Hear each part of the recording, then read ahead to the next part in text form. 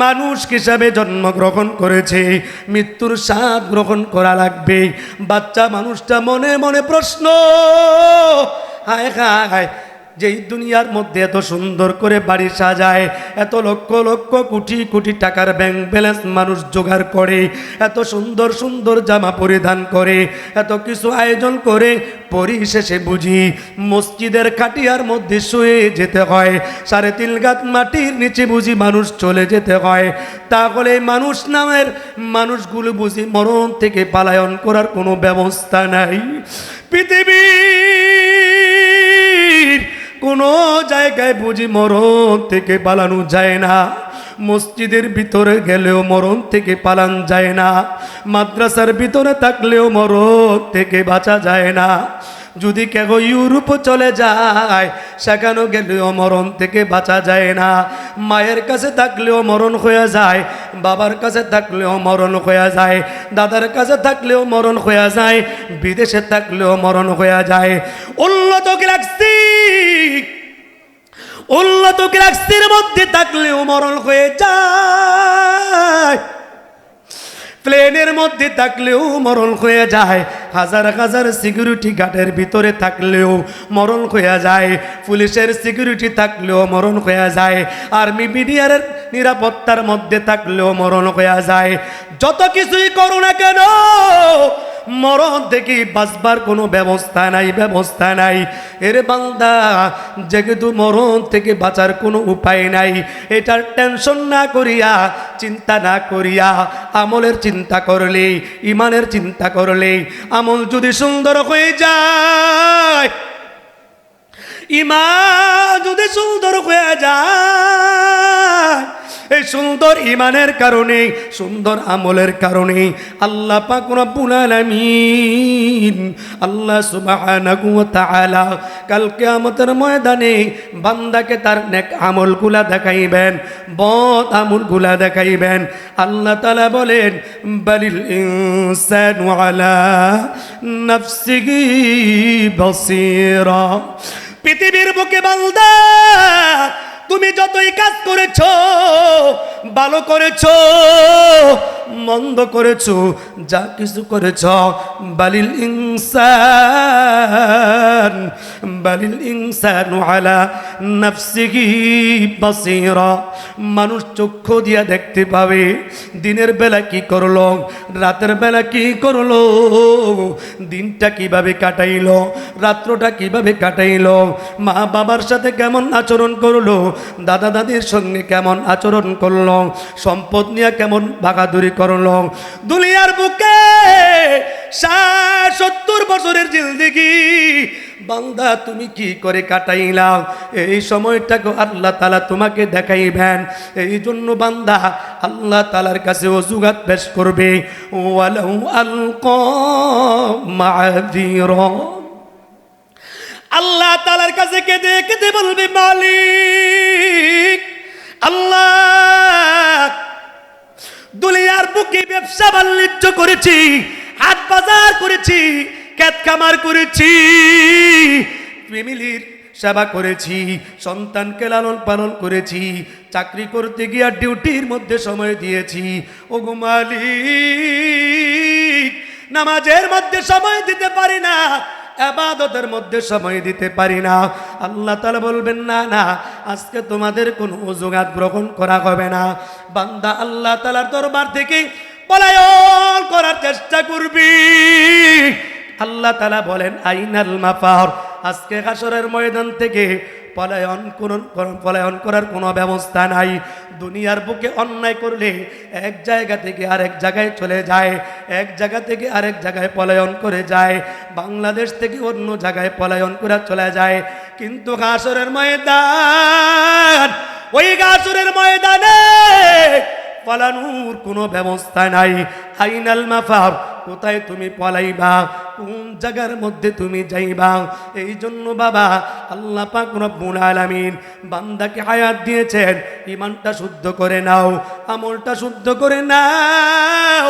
ইমান যদি শুদ্ধ না থাকে, আমল যদি শুদ্ধ না থাকে, আল্লাহ তাআলার কাছে ধরা খেয়ে যেতে হবে, আল্লাহ তাআলার কাছে ধরা খেয়ে যেতে হবে। এই জন্য বাবা আল্লাহ রাব্বুল আলামিন আমাদের এই জীবনের হিসাবটা আল্লাহ পাক রব্বুল আলামিন বলেন। কারণ কি আল্লাহ তাআলা বলেন, আল ইয়াউমা নাখতিমু আলা আফওয়াহিহিম ওয়া তুকাল্লিমুনা আইদিহিম ওয়া তাশহাদু আরজুলুহুম বিমা কানু ইয়াকসিবুন।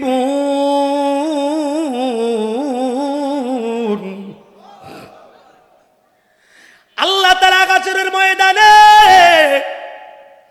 বান্দার জবান বন্ধ করে দিবে, হাত কথা বলবে, চক্ষু কথা বলবে, কান কথা বলবে, পা কথা বলবে। আল্লাহ তাআলার বান্দা আশ্চর্য হইয়া আল্লাহ তাআলার কাছে বলতে থাকবে, আল্লাহ দুনিয়ার বুকে তো আমি কখনো হাতকে কথা বলতে দেখি নাই, কানকেও কথা বলতে দেখি না, চোখটাকেও কথা বলতে কখনো দেখি নাই। ওগো মালিক, ওগো আল্লাহ, আমি তো কখনো পাউকে কথা বলতে দেখি নাই, আজকে কেন পাও কথা বলতে পারে, হাত কথা বলতে পারে, চোখ কথা বলতে পারি। বান্দা তাকায়া দেখবে বান্দার জবানের মধ্যে গুনাহ, চোখের মধ্যে গুনাহ, কানের মধ্যে গুনাহ, পায়ের মধ্যে গুনাহ। চোখের গুনাহ হইছে এত পরিমাণ, কানের গুনাহ হইছে এত পরিমাণ, জবানের গুনাহ হইছে এত পরিমাণ, এত পরিমাণ, পায়ের গুনাহ হইছে এত পরিমাণ, এত পরিমাণ। আল্লাহ তাআলার কাছে অজুহাত পেশ করে কাজ হবে না। আল্লাহ তাআলার কাছে অজুহাত পেশ করতে পারবা কোনো কাজ হবে না। আল্লাহ পাক রব্বুল আলামিন বলেন, আনতাকানাল্লাহুল্লাযী আনতাকা কুল্লা শাই। আল্লাহ কাল কিয়ামতের ময়দানে হাতের জবান খুলে দেওয়ার পর হাত ডাকিয়া বলবে, এরে দেখো, দুনিয়ার বুকে যদিও আমি কথা বলতে পারতাম না, কিন্তু আল্লাহ আজকে আমাকে কথা বলার শক্তি দিয়েছে, এই জন্য আমি কথা বলতে পারি। চিল্লা বলা যাবে কি সুবহানাল্লাহ? তাহলে আমরা যে যাই করি, আমারে কে ভালো বলে খারাপ বলে, আমি কয় টাকার মালিক, আমি কি গরিব নাকি বড় লোক, এই সমস্ত কর্মকাণ্ড আল্লাহ তাআলা দেখে না। আল্লাহ তাআলা দেখে বান্দার অন্তরের মধ্যে কি আছে। কথা বলেন ঠিক কিনা? আল্লাহ তাআলা মানুষের সৌন্দর্য দেখে না, দেখে সৌন্দর্য দেখে না, চেহারার সৌন্দর্য দেখে না। আল্লাহ তাআলা বান্দার আমলের সৌন্দর্য দেখেন, ঈমানের সৌন্দর্য দেখেন। এই জন্য বাবা আজকে আপনাদেরকে ঈমান আমলের মধ্যে গুরুত্বপূর্ণ একটা আমলের কথা বলে যাব। সেই আমলটা হলো মা বাবার খেদমতের আমল। বলেন তো দেখি কিসের আমল? পিছনে কয় না, কি বলছি? মা বাবার। আরে ভাই, আমি আপনি যদি 1000 বার হজ করি আর হাজার হাজার তাহাজ্জুদের নামাজের রাকাত পড়ি, কিন্তু আমার দ্বারা যদি মা বাবা কষ্ট পায়, আমার সমস্ত ইবাদত আটকিয়ে যাবে মা বাবার সাথে নাফরমানি করার কারণে। কথা বলেন, আরো জোরে বলেন।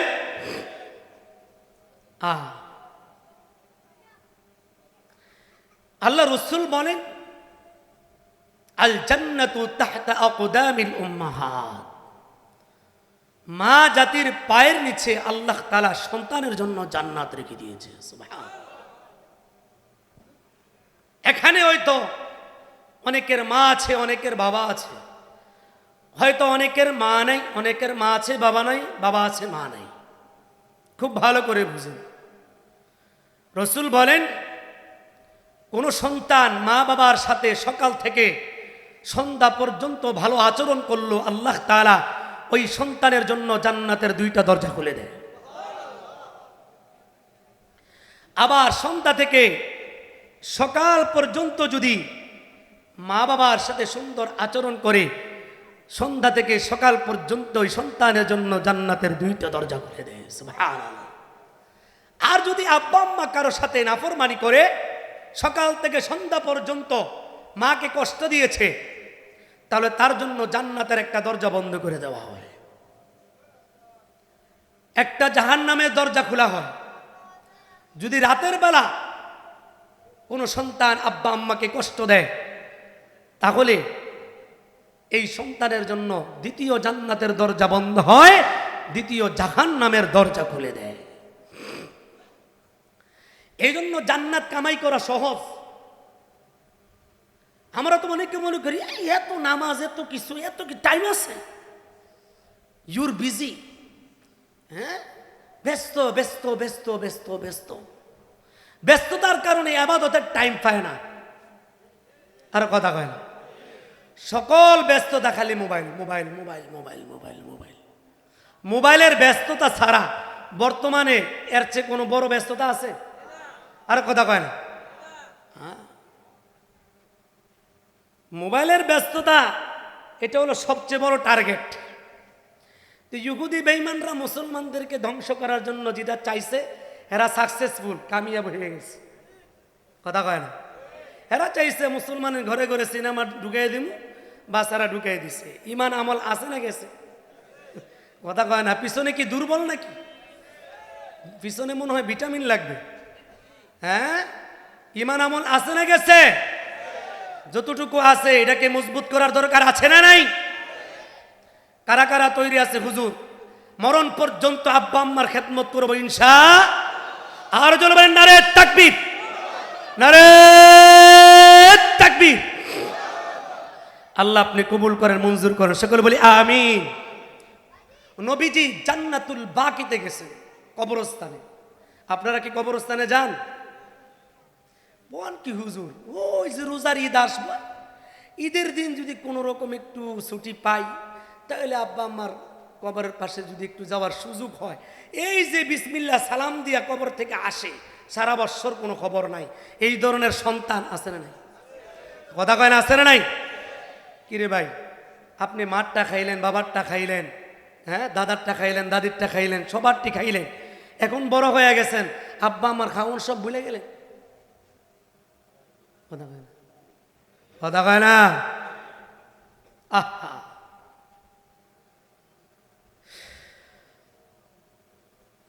অনেকে বলে হুজুররা পরের বাড়ি খায়। হুজুররা কি বুঝবো? পরের বাড়ি খান তো কিছু বুঝেন না। পরের বাড়ি সবাই খায়, বলেন সব পরের বাড়ি।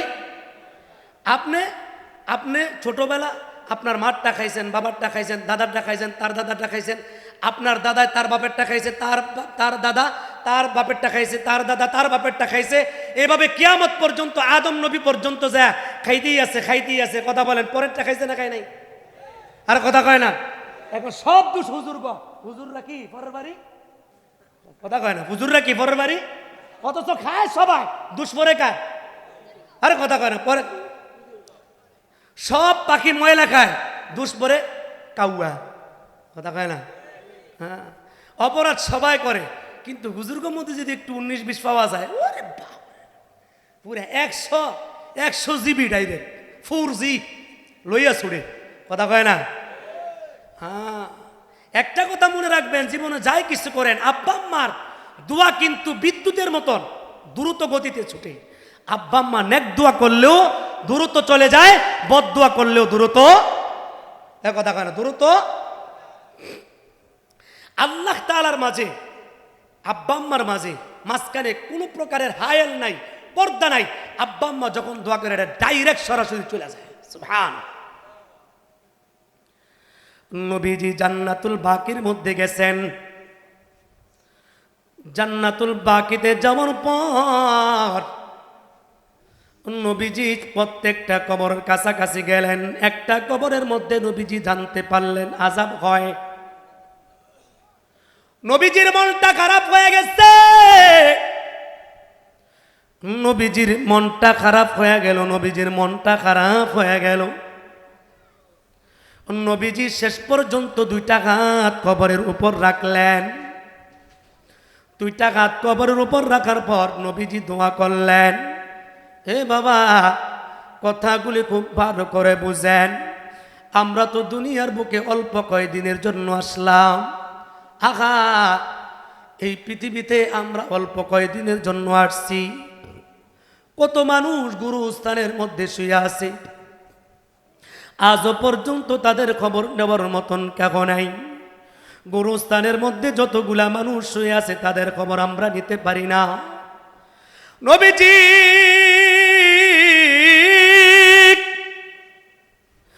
এই কবরস্থানে একটা কবরের উপরে হাত রাখিয়া দোয়া করলেন।